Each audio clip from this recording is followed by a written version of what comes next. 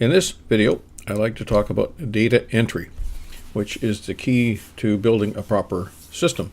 We do our best to have minimal text entry and minimal typing and provide you with as many choices as possible. We also give you the possibility of editing some of them. I'm going to again revert to our teacher or staff HR file to show you some of these examples. What I've done here is I've set this up so that you see this is called a drop-down menu or list, which is also a text list that you can type in. Every one of these fields is a text list that you can type in. It's the same thing here. We have choices. Same thing here.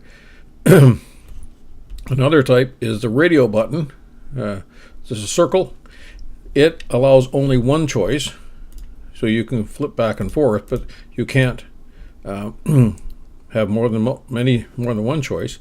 And then over here on this example for vision needs, we have multiple choices, so you could actually check several. For example, if someone needs glasses, wears contacts, and wears glasses, we need 3 settings for them.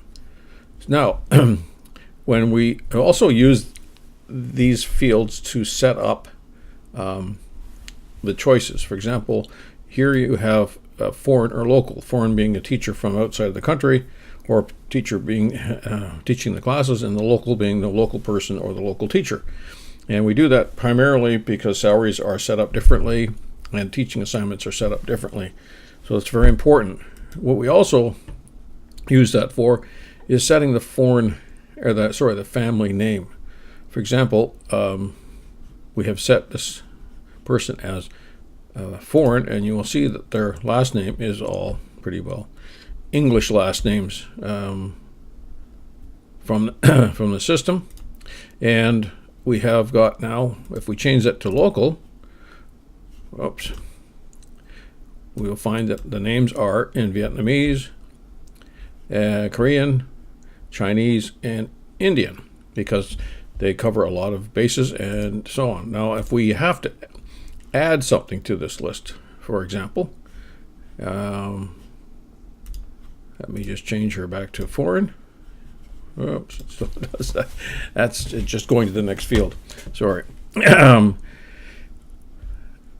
We can slide down to the bottom and we'll see that there is an edit button, and it allows us then to go in to this field and put a name. So if we wanted, for example, the name AAAA, let me just use it because it's simple.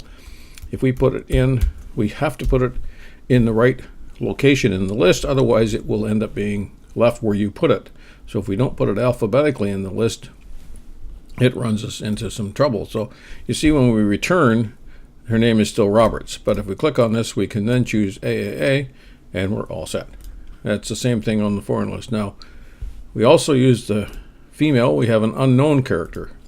And unknown is used, you'll see it over here as well. Unknown is here because if there is a time when you do not have an answer, we strike it as unknown, and that tells the staff to find the answer to that question. And so if you, for example, blood type, if you didn't know the blood type, you couldn't guess at it because you'd make a mistake. But if we say unknown, then we can't make an error in judgment running it. So anyway, I will change that back to female. And in that case, we then put her given name in as female given names. That's how we handle this sort of thing. Now, again, under administration, for example, if you're choosing a department or so on, if you have to add a new department, you would hit the edit button and come up and put in, for example, we'll use the hubby. We just put one in called BBBBBB so we can see it very clearly.